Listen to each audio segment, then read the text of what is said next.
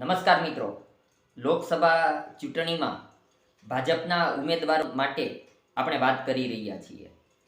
ભાજપની પહેલી યાદી રાષ્ટ્રીય સ્તરે જાહેર કરવામાં આવી, જેમાં ગુજરાતમાંથી 15 બેઠકોના ઉમેદવારો જાહેર કરી દીધા છે અને હવે બીજી યાદી માટે પ્રતીક્ષા થઈ રહી છે. કારણ કે ભાવનગર સહિતની 11 બેઠકોના ગુજરાતના નામોની યાદી બાકી છે. ભાવનગર સહિત તમામ બેઠકો માટે એટલા માટે નજર છે કારણ કે પહેલી યાદીમાં જે ઉમેદવારોના નામ મુકાયા તેમાં માત્ર 2 મહિલાઓના નામ જાહેર કરવામાં આવ્યા છે. જામનગરથી પૂનમબેન માડમ અને બનાસકાંઠામાં ઉમેદવાર બદલાયા છે અને મહિલા ઉમેદવારને આગળ કરવામાં આવ્યા છે રેખાબેન ચૌધરી. એટલે ભાજપની એવી રીતિનીતિઓ રહી છે કે તેમાં મહિલા પ્રતિનિધિત્વ વધે તે માટે પ્રયાસો પણ કરવામાં આવે છે અને તેની જાહેરાતો પણ થાય છે કે અમે મહિલાઓને કઈ રીતે આગળ કરી રહ્યા છીએ. એટલે આ જે પહેલી યાદીમાં 2 નામ આવ્યા, 15માંથી માત્ર 2 મહિલાઓ, તો એ ભાજપની રીતિનીતિ પ્રમાણે ઘણા ઓછા નામ મહિલાઓના ગણી શકાય. એટલે હવે બાકીની જે 11 બેઠકોના નામ જાહેર થવાના છે તેમાં ભાવનગર પણ સમાવિષ્ટ છે. તો તેમાં સ્વાભાવિક જ મહિલાઓના નામ વધવાની શક્યતા છે કારણ કે 15માંથી 2 જ નામ આવ્યા તો અન્ય 11 બેઠકોમાંથી માત્ર 1 કે 2 નામ આવે તેવી શક્યતા ઘણી ઓછી છે. એ નામો વધે તેવી સંભાવના છે. અગાઉ જે સુરતમાંથી દર્શનાબેનની વાત હોય કે બરોડામાંથી રંજનબેનની વાત હોય કે ભાવનગરમાંથી ભારતીબેન શિયાળની વાત હોય, તો એ મહિલાઓ આગળ રહ્યા છે અને એ બેઠકોના નામ જાહેર થવાના બાકી છે. એટલે સીધી વાત એવી છે કે ભાવનગર લોકસભા બેઠકનું જે કોકડું ગૂંચવાયું છે, આપણે અગાઉ તો એવી પણ વાત કરી હતી કે જેવી રીતે છેલ્લે વિધાનસભા ચૂંટણી 2022માં ભાવનગર પૂર્વની જે સ્થિતિ થઈ હતી તેમાં વિભાવરીબેનની જગ્યાએ કોઈ ઉમેદવારની પસંદગી કરવામાં આવી તો એ ભાવનગર પૂર્વની ઘણી બધી ભાજપને વિટંબણાઓ થઈ હતી કે કઈ રીતે નામ જાહેર કરવું. એટલા માટે ઘણું બધું લેટ થયું હતું.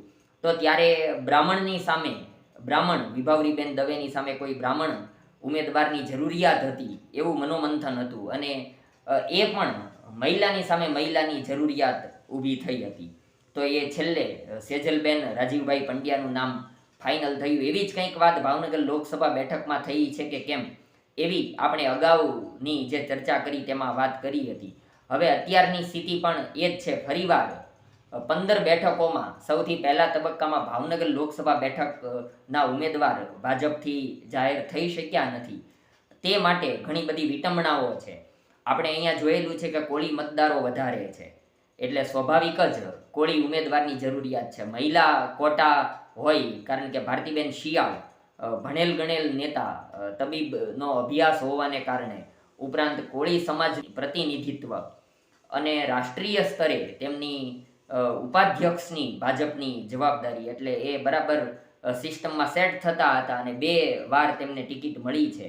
એટલે આ વખતે શું ફરીવાર કોળી સમાજને ધ્યાનમાં રાખીને અને મહિલા ઉમેદવારને ધ્યાનમાં રાખીને ભારતીબેન શિયાળને રિપીટ કરવામાં આવે છે કે તેની બદલે એ જ રણનીતિ જે ભાવનગર પૂર્વમાં હતી, કોળી સમાજમાંથી જ કોઈ ઉમેદવાર આવે અને મહિલા સામે મહિલા, તો એ આપણે નીમુબેન બાંભણિયા સહિતના નામો વિચાર્યા હતા.